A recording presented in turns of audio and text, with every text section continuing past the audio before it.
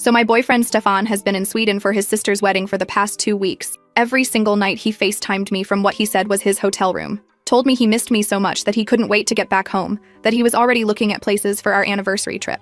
3 years together. We were talking about moving in officially, about maybe getting a dog, about all the stuff you talk about when you think your relationship is solid.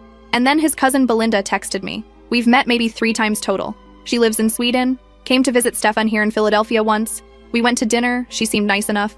We follow each other on Instagram but never really talk. So when I saw her name pop up on my phone around 11 p.m., I figured it was like a meme or something she was forwarding. It was not a meme. Her message said, and I'm paraphrasing here because I don't want to look at it again, something like, "Why is your man grinding on my best friend?" with a link to a TikTok account, Carl's TikTok. Carl is Stefan's younger brother. He's 22 and documents literally everything he does like most 22-year-olds. I clicked the link thinking, okay, this is going to be some joke or misunderstanding, or maybe Stefan was drunk at the wedding reception and did something goofy that looks bad out of context. There were dozens of videos from the past 2 weeks. I sat there on my couch for probably 45 minutes just scrolling through Carl's account with my hand over my mouth. Stefan making out with some girl at a club. Stefan taking body shots off a blonde in a bikini at what looked like a pool party. Stefan with his arms around 2 different women at a bar, doing that thing where he's being all charming and laughing and touching their waists. The comments on these videos were wild. People asking Carl who these girls were. Carl replying with their names and tagged accounts. Someone commenting that Stefan was living his best single life. Carl replying with a bunch of laughing emojis and something about his brother making up for lost time. Making up for lost time. I DM'd Carl on Instagram because I didn't have his number. I said something like, "What the hell is going on? Why is Stefan acting single in all these videos? I'm literally his girlfriend." And I waited. It was like 2 a.m. in Sweden at that point, so I didn't expect an immediate response, but he actually replied within like 20 minutes. And what he said made me want to throw my phone across the room. He goes, "Girlfriend? He told everyone you guys broke up 4 months ago. Said you couldn't handle the distance or something?" The distance? What distance? I asked Carl what he meant. He said Stefan told the whole family back in May that we split up. That I was too insecure and jealous and he couldn't deal with it anymore. That I had been making his life miserable and he finally ended things. He said everyone was happy for Stefan because apparently I was some kind of monster keeping him trapped in a relationship. I want to be very clear here. Stefan and I were together. We were actively together. I have texts from him from 4 months ago telling me he loves me. I have photos of us at his mom's birthday in June, where he introduced me as his girlfriend. I have Venmo receipts from last week where I paid his car insurance because he said he was short on cash before the trip. I sat there for, I don't even know how long trying to process this. How is it possible that his entire family thinks we broke up while we're literally still dating?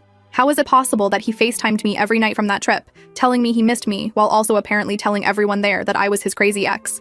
I called him. He answered on the 4th ring sounding drunk. Just casual, "Hey babe, what's up?" Like everything was normal.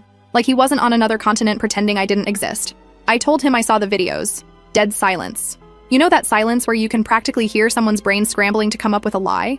That silence. Then he goes, "What videos? You're being paranoid again." Again. Like this is some pattern of behavior from me. Like I'm the one who's been irrational in our relationship. And here's the thing, I have never been the jealous type. I've never gone through his phone, never accused him of anything, never had any reason to. 3 years, and I trusted him completely. So where was this coming from?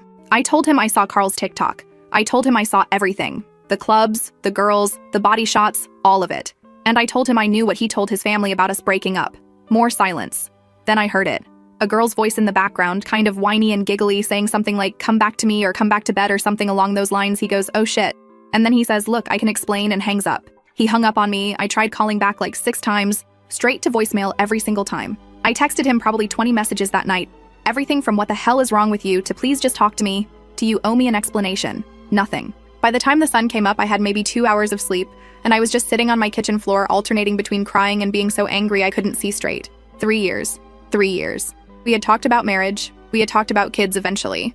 I thought I knew this person, and apparently I didn't know him at all. My friend Connie came over around noon because I had texted her at like 4 a.m., and she got worried. She sat with me while I showed her everything. The TikTok videos, Carl's messages, all of it. And she was just as confused as I was. She kept saying, "This doesn't make sense. Why would he do this? What was his plan here?" Because truly, what was his plan? Was he just going to come back from Sweden and pretend nothing happened? Was he going to keep living this double life forever? How do you tell your family you're single while also actively dating someone and paying their share of rent with their money? Oh yeah, I forgot to mention that part. I have been paying half his rent for the past 3 months because he said his hours got cut at work and he was struggling. I paid his car insurance. I bought his plane ticket to Sweden because he said he couldn't afford it. That was supposed to be an early birthday present. But also I just wanted to support him because that's what you do when you love someone. I probably gave him close to $4,000 over the past few months. Connie was livid when I told her that. She started doing that thing where she's so mad she can't sit still, just pacing around my apartment saying, "This is insane, this guy is a sociopath, you need to get your money back." But honestly, at that point, the money wasn't even what I was thinking about. I just wanted to understand why. I went back through our old texts, trying to find any sign I had missed. Any moment where things shifted or where he started pulling away. But there was nothing. Everything looked completely normal. He was still texting me good morning every day, still sending me stupid TikTok memes, still making plans with me, still telling me he loved me before bed every night. Even from Sweden, he was doing all of this while apparently living a completely different life. I ended up messaging Belinda back. I thanked her for telling me and asked if she knew anything else. She said she was sorry, that she had no idea we were still together until she saw the video of Stefan with her friend Jada and realized something was wrong. She said Stefan had been telling everyone at the wedding that he was finally free and ready to date again, that he had been single since spring and was excited to meet new people. She said the whole family was encouraging him to have fun and live his life. Apparently, Stefan's mom, who I have met multiple times, who I have had dinner with, who told me to my face that she was so happy Stefan found someone like me, had been telling people at the wedding that she was relieved I was out of the picture, that she never liked me but didn't want to say anything, that she thought I was controlling and bad for Stefan. This woman hugged me at Easter. She asked me for my grandmother's pie recipe. She texted me happy birthday in July. And apparently she's been secretly hating me this whole time while Stefan was feeding her lies about who I am. I asked Belinda when Stefan was coming back. She said his flight was Wednesday, so 3 days from when we were talking. I thanked her again and she said she was sorry this was happening, that she always thought Stefan was a good guy, but clearly she was wrong about that. Wednesday, he was coming back Wednesday, which meant I had 3 days to figure out what I was going to do. Connie wanted me to change the locks on his stuff at my place, pack everything up, and leave it on the street. But here's the thing, most of his stuff is actually at his apartment. He never officially moved in with me, we just spent most nights together at my place because it's nicer. But his apartment still exists, and that's where his important things are. At my place, he had some clothes, his PlayStation, some random bathroom stuff, a few books. Nothing that would really hurt him to lose. I thought about confronting him at the airport, but Connie talked me out of it. She said showing up there would just give him an audience to play the victim, to make me look like the crazy ex-girlfriend he's been telling everyone I am. She was probably right. So instead I did something else. I took all his stuff that was at my place and I packed it up. 6 big black trash bags full of his clothes and his games and his chargers and everything else he had accumulated at my apartment over 3 years. I put them by my front door and I waited. He still hadn't responded to any of my texts. His phone was either off or he had blocked me. I couldn't tell. Carl had stopped responding too after I sent a few messages trying to get more information. I even tried calling Stefan's mom, but it went to voicemail and I didn't leave a message because what would I even say? Tuesday night, I couldn't sleep at all.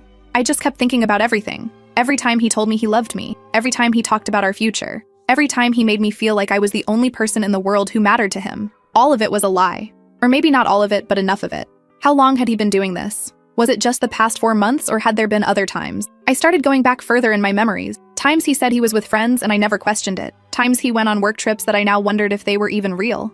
Times he couldn't hang out because of family stuff. I had trusted him so completely that I never once asked for proof of anything. Never once thought to doubt him. And now I was sitting here wondering if my entire relationship had been fake. Wednesday morning, Connie came over again. She had taken the day off work to be with me, which honestly made me tear up because she didn't have to do that. She brought breakfast sandwiches and sat with me while I refreshed Stefan's flight status every 5 minutes. His flight was supposed to land at 2:47 p.m. I knew his friend Trent was picking him up from the airport because he had mentioned that before he left, so I figured he would probably be home at his apartment by 4 or 5 p.m. That's when I was going to go over there. Connie tried to talk me out of it. She said nothing good would come from confronting him, that I should just block him and move on, that he wasn't worth my energy. But I couldn't do that. I needed to look him in the face and hear him try to explain this. I needed to understand how someone could do this to another person. And honestly, I needed him to see that I wasn't going to just disappear quietly like he probably expected me to. Around 3 p.m., his flight status changed to landed. And then about an hour later, I got a text from Stefan. Just his name on my screen made me want to throw my phone. I opened it and he had written this long paragraph about how he was sorry I found out that way, how he never meant to hurt me, how things have been complicated for him lately, and he didn't know how to handle it. He said he still cared about me and he wanted to talk in person to explain everything. He asked if he could come over tonight. I stared at that message for probably 10 minutes. Connie was reading over my shoulder, making faces at everything he wrote. She was like, "Oh, now he wants to talk. After ignoring you for 3 days? After letting you find out from his cousin and his brother's TikTok? This guy has some nerve." She was right. But I also knew that if I said no, if I told him to stay away, I would never get any answers. So I told him fine, come over at 7, and then I waited. At 6:55 p.m., there was a knock on my door. I opened it and there he was. Stefan, looking exactly the same as always. Same stupid handsome face, same messy dark hair, same brown eyes that I used to think were so warm and honest. He was wearing the hoodie I gave him for Christmas last year. He had flowers in his hand. Flowers. He tried to step inside and I blocked him. I told him he could stand right there in the hallway because he wasn't coming in. He looked confused, like he genuinely didn't understand why I would be acting this way. Like he expected me to just let him waltz back into my life after everything. He started talking, going on about how the videos weren't what they looked like, how he was just having fun with his family, how things got out of hand and he made some mistakes but it didn't mean anything. He said he never stopped loving me, that he had just been going through a hard time and didn't know how to communicate it.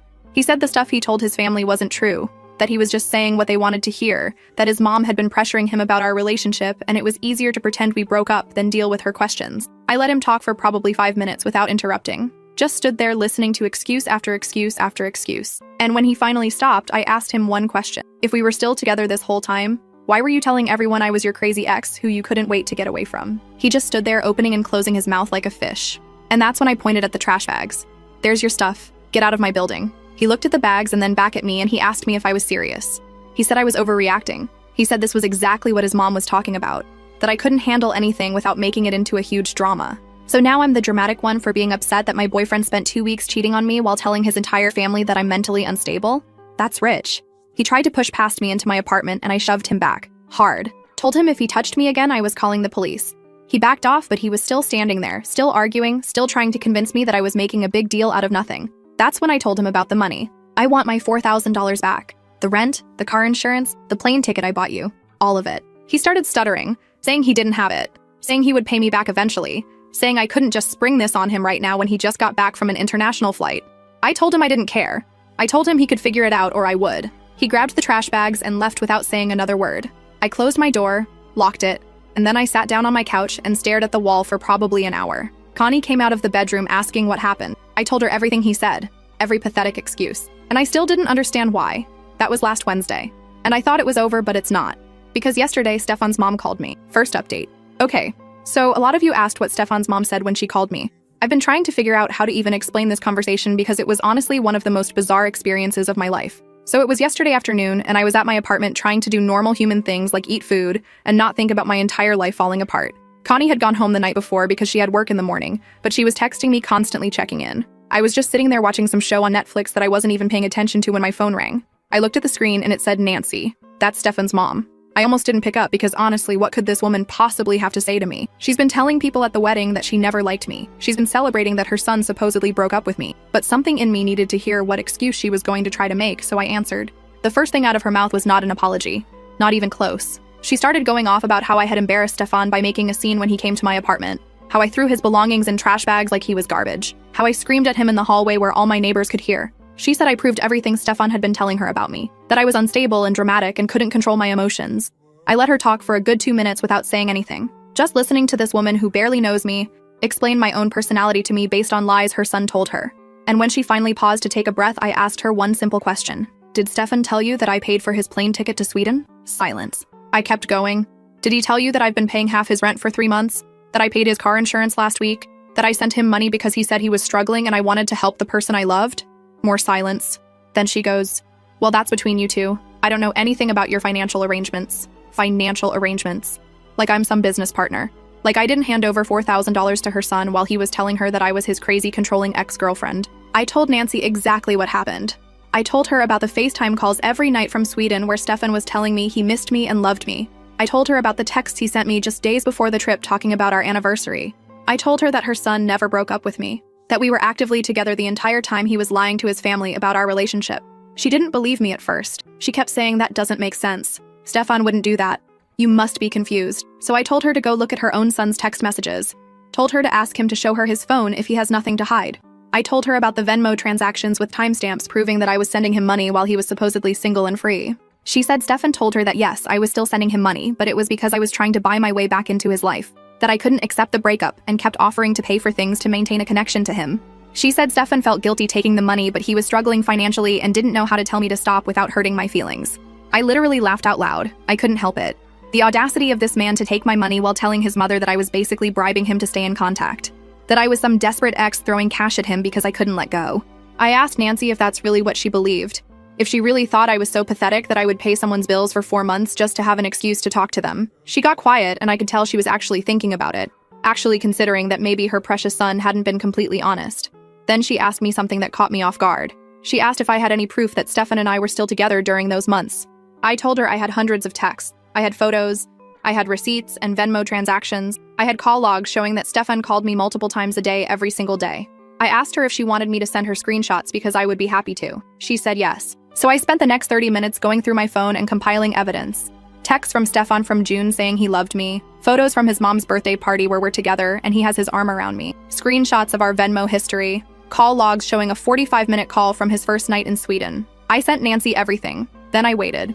About an hour later, I got a text from Stefan. Not from Nancy, from Stefan. And he was furious. He said I had no right to involve his mother in our relationship. He said I was manipulating her by sending her all that stuff out of context. He said I was trying to turn his family against him because I couldn't accept that our relationship was over. I texted back asking him how any of that was out of context. How was a text from you saying you love me from 3 weeks ago out of context? How was a photo of us together at your mom's birthday party out of context? How was a receipt for me paying your bills out of context? He didn't answer that. Instead, he called me. I almost didn't pick up, but I figured if we were going to have this fight, we might as well have it for real. So I answered. Stefan started talking immediately, not even giving me a chance to say anything. Going on about how I was being vindictive and petty, how I was trying to destroy his relationship with his family because I was jealous that he was finally happy without me. He said the stuff in Sweden was just him having fun after a hard few months. He said he told his family we broke up because he was embarrassed about how things were between us and didn't want them asking questions. He said it wasn't about me specifically, it was about him needing space from the pressure of our relationship. I asked him what pressure. What was so pressuring about our relationship that he had to lie to everyone he knows? Because from where I was sitting, I paid his bills and loved him and supported everything he did. Was that the pressure? Me being a good girlfriend? Then he said something that actually hurt more than anything else. He said the pressure was that I was too much, that I was always there, always texting, always wanting to spend time together, always making him feel guilty if he wanted to do anything without me. He said he felt suffocated and he didn't know how to tell me, so he just started telling other people that we weren't together anymore because it felt easier than having the conversation with me. I asked him if any of that was actually true or if this was just another lie he was making up to justify what he did. Because I can count on one hand the number of times I asked Stefan to hang out when he had other plans. I never made him feel guilty for seeing his friends. I never complained when he wanted alone time. I literally gave him $4,000 because he said he needed help. How is any of that suffocating? He said, see, this is exactly what I mean. You're making this into a bigger thing than it needs to be. You're overanalyzing everything I say. You're twisting my words around. He said this is why he couldn't talk to me about how he was feeling, because I always made everything into an argument, and that's when I snapped. I told him to stop making himself the victim. I told him he doesn't get to cheat on me with multiple women, lie to his entire family about our relationship, take my money under false pretenses, and then act like I'm the problem because I'm upset about it. I told him he's been gaslighting me for months and I'm done listening to it. He started trying to interrupt, but I kept going.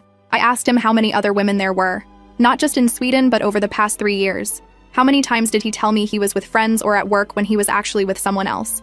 How many other trips did he take where he was living a double life? Because clearly he's been doing this for a while. Clearly this wasn't just a spontaneous thing that happened at a wedding. He had a whole system in place. He told his family we broke up 4 months ago. That's not a spur-of-the-moment decision. That's planning. Stefan was silent for a long time. Then he said I was being paranoid and seeing things that weren't there. He said Sweden was the first time anything like this ever happened. He said he made a mistake and he was sorry, but I was blowing it way out of proportion. I asked him why I should believe anything he says at this point. He lied to me for months. He lied to his family. He lied about the lies when I caught him. Why would this be any different? I told him I wanted my money back. All of it. He started going on about how he doesn't have it, how he spent it on bills and the trip, how he can't just pull $4,000 out of nowhere. I told him that sounds like a him problem, not a me problem. I told him to figure it out or I would start telling everyone exactly what he did. His coworkers, his friends, anyone who would listen. I told him I have screenshots of everything and I'm not afraid to use them. He called me a psycho and hung up. 15 minutes later, Nancy called me again. This time her tone was completely different. She sounded tired and maybe a little bit embarrassed. She said she had confronted Stefan with the screenshots I sent, and he had tried to explain them away at first, but eventually admitted that yes, we had technically still been dating, but he said it was complicated and I was making it sound worse than it was. I asked Nancy what exactly is complicated about cheating on your girlfriend while telling your family she's your crazy ex. She said she didn't want to get in the middle of our relationship issues, but she felt like she owed me an apology for what she said at the beginning of the call. She said she was only going off what Stefan told her, and clearly he hadn't been completely honest. She said she still didn't understand why he would do something like this. She asked me what I wanted from Stefan, and I was honest with her. I told her I wanted my money back. I told her I wanted him to admit what he did to everyone he lied to. And I told her I wanted to know why. That's all. Just an honest explanation for why he destroyed our relationship like this. Nancy said she would talk to him. She said she couldn't make any promises, but she would try to get him to at least return the money since that was clearly wrong. I thanked her even though I wasn't really sure she would follow through. About 2 hours after that, Stefan showed up at my apartment building. I didn't buzz him in, but he must have waited for someone to come out and slipped through because the next thing I knew, he was knocking on my door again. Same as before, but this time more aggressive, more demanding. I opened the door but left the chain on so it only opened a few inches. Told him whatever he had to say, he could say through the crack. He was pacing in the hallway, all worked up. He started going off about how I went to his mom behind his back, how I made him look like a monster, how his family is looking at him differently now because of what I told them. He said his sister called him from Sweden just to yell at him. He said Carl texted him calling him a piece of trash. And I just stood there behind my chain lock looking at this man I used to love throwing a tantrum because his actions finally caught up to him. I told him that's not my problem. I told him I didn't make him look like anything. He did that all by himself when he decided to lie to everyone. I'm just the one who told the truth. He said he made a mistake. A huge mistake. He said he didn't know why he did what he did in Sweden, that something just came over him and he got caught up in everything. He said he never meant to hurt me. He said he still loved me. I asked him how he could say that after everything. After the videos, the lies, the way he treated me. How is that love? He said he knew he messed up. He said he would do anything to fix it. He said he would pay me back. All 4,000. He would find a way. He said he would tell everyone the truth about what happened. He said he would go to therapy, work on himself, become the person I deserved. He said just please don't give up on us. Please give me one more chance. 3 years ago, I would have melted at that. A year ago, I probably would have considered it. Even a month ago, some part of me might have been tempted to believe him because I loved him that much. I told him it was too late. I told him I didn't believe a single word coming out of his mouth anymore, and even if I did, what he did wasn't something you come back from. It wasn't one mistake. It was months of deliberate, calculated lying. It was taking my money while calling me crazy to his family. It was telling his mom I was bribing him to stay in contact while I thought I was helping my struggling boyfriend. It was making out with multiple women on camera like I didn't even exist. He tried to interrupt, but I wasn't done. I told him I talked to Belinda.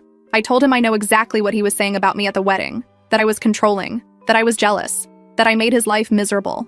I told him he doesn't get to spend months destroying my reputation to his family, and then stand here begging me to take him back. I told him to go home. I told him to talk to his mom about paying me back because she seemed more reasonable than he is. I told him not to come here again. He stood there for a while longer, sniffing and wiping his face. Then he asked if there was really no chance. Nothing he could do. I closed the door in his face. But something Stefan said kept bothering me. When he was listing off all the people who were mad at him now, he mentioned his sister calling to yell at him. His sister who just got married. His sister whose wedding this whole trip was supposed to be about. And I started thinking about how all this drama must have affected her special day. So this morning I did something that's either really brave or really stupid. I found Stefan's sister on Instagram. Her name is Marianne. I'd met her a few times over the years and she always seemed nice enough. I sent her a DM saying I was sorry if any of this drama affected her wedding and I just wanted her to know I had no idea what Stefan was doing until after it was over. She actually responded like an hour later, which surprised me because I figured she'd be too busy with post-wedding stuff or just wouldn't want to deal with her brother's mess. But she wrote me back this whole long message. And okay, I'm still trying to wrap my head around what she said because it doesn't fully make sense yet, but basically Stefan was acting weird the entire trip. Not like happy single guy weird, like guilty weird, like something is eating him alive weird. She told me some stuff he said at the wedding that I really need to process before I share it here. I don't even know what to do with this information, honestly. I'm gonna try to sleep on this and figure out my next move. Connie keeps texting me asking what Marianne said, and I keep typing responses and then deleting them because I don't even know how to explain it. We'll update when my brain stops spinning. Last update. Okay, so I left off saying Marianne wrote me back. And honestly, I've been sitting here for like 2 hours trying to figure out how to even type this because I'm still pissed and confused and just tired of this whole situation. So Marianne wasn't mad at me at all. She actually said she felt bad because she knew something was off with Stefan the whole trip, but didn't say anything. Like, thanks, girl. That would have been helpful information before I had to find out my boyfriend was a whole different person from his brother's TikTok. She told me Stefan was acting weird since he landed in Sweden. Not happy single guy energy, more like someone running from something. At the rehearsal dinner, he apparently got wasted and started going on about how he was going to lose everything, how he messed up too badly to fix it, how he didn't deserve to be happy. She thought he was just being drunk and dramatic, so she ignored it. But here's the part that made me want to scream. At the wedding reception, before all the partying and the girls and the body shots, Stefan pulled Marianne aside and asked her if she thought people could change. If someone did something unforgivable, could they ever come back from it? She said he seemed genuinely scared. She told him, yeah, of course people can change. And he said he didn't think he could face me again after what he'd done. This was before I knew anything. Before Belinda texted me. Before the videos. He was already spiraling with guilt while simultaneously making out with random Swedish girls and telling everyone I was his psycho ex-girlfriend. The audacity of this man to feel guilty and then just keep doing it anyway. So yeah, I texted him, told him I wanted to meet one last time. He agreed way too fast, which honestly just annoyed me more. We met at this park near my place because like hell was I letting him in my apartment ever again. I told him what Marianne said. About the rehearsal dinner, about the wedding, About him asking if unforgivable things could be forgiven before I even knew there was anything to forgive. He put his head in his hands and just sat there. Good. Sit there and feel terrible. You deserve it. When he finally looked up, he started talking, and I swear to God, if this is another round of excuses, I'm going to lose it. But it wasn't excuses exactly. It was worse. He said it started 6 months ago. He said he felt like our relationship was moving too fast. That he wasn't ready for the future I kept talking about, even though he kept saying he was. He said every time I mentioned moving in together or getting a dog or our anniversary, he felt trapped.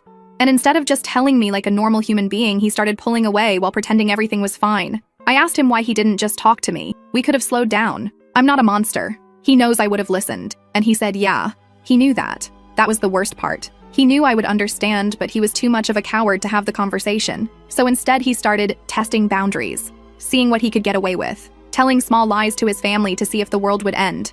It didn't. So the lies got bigger. Testing boundaries? Like I'm some kind of experiment? Like our 3-year relationship was just a game to see how much he could get away with? He said by the time he told everyone we broke up, he had basically convinced himself it was true, that we were already over in his head, even if not in reality. He said taking my money made him feel guilty, so he told his mom that story about me bribing him, because it made him feel less terrible about taking it. Oh, so you lied about me to make yourself feel better about stealing from me? Cool. That's great. I'm so glad your feelings were protected while you were destroying my life. And Sweden. I made him tell me about Sweden. He said he went there planning to be faithful. Planning to. Like he deserves a medal for intending to not cheat on his girlfriend. He said he thought being away would help him figure out what he wanted. But then everyone was treating him like a single guy, and it was just so easy to be that person. To not think about me. To just exist without the guilt for a while. Exist without the guilt. Exist without the guilt. While I was home paying his bills and telling my parents about our future and planning our anniversary trip, he was in Sweden. Existing without the guilt of being a lying, cheating piece of garbage. I asked him if he even thought about me once when he wasn't FaceTiming me. He said yes. He said he thought about me all the time. He said every time he FaceTimed me, he felt sick afterwards, but he kept doing it because he wasn't ready to lose me completely. He wanted to keep me as an option while also living like I didn't exist. An option. 3 years together. Plans for a future. And I was an option he was keeping in his back pocket while he lived his best single life. He wanted everything. The girlfriend at home paying his bills. The freedom abroad to do whatever he wanted. He built an entire fake reality where I was the villain so he could feel like the hero. Poor Stefan, trapped by his crazy controlling girlfriend, finally free to live his life. Meanwhile, crazy controlling girlfriend is home, paying his car insurance. I asked about the money. He said his mom is making him pay it back. Apparently, Nancy was so horrified when she understood the full picture that she told him she'd help him get a loan if he couldn't come up with it himself. She told him she didn't raise a thief or a liar. At least someone in that family has some damn principles. He showed me a Venmo notification. $2,000. Said the rest would come next week. I took the money because it's mine. Didn't say thank you because why would I thank someone for returning what they stole from me? We sat there for a while. It was getting dark and cold and I wanted to go home, but I also wanted him to feel as uncomfortable as possible, so I just let the silence stretch. He asked if I hated him, and you know what? I wanted to say yes. I wanted to scream, yes, I hate you. You ruined everything. You made me feel like an idiot. But honestly, hate takes energy. Hate means I still care enough to feel something that strong. And sitting there looking at this pathetic man who threw away 3 years because he was too scared to have one honest conversation with me, I just felt nothing. Not hate, not love, just done. I told him I don't forgive him. What he did wasn't a mistake. A mistake is forgetting to text back. A mistake is being late to dinner. This was a choice he made over and over for months. Every lie was a choice. Every dollar he took was a choice. Every girl in Sweden was a choice. He doesn't get to call that a mistake. I got up and left. Walked home in the cold and didn't look back. The rest of the money came through yesterday. $4,000 back in my account. Doesn't fix anything, but at least I'm not broke and heartbroken. Stefan texted once more saying he was sorry and he understood if I never wanted to hear from him again. I left him on red. What else is there to say? But I'm done trying to understand him. Some people are just selfish garbage humans who don't care who they hurt. Stefan is one of those people. I spent 3 years loving a version of him that apparently never existed. Anyway, that's it. That's the whole mess.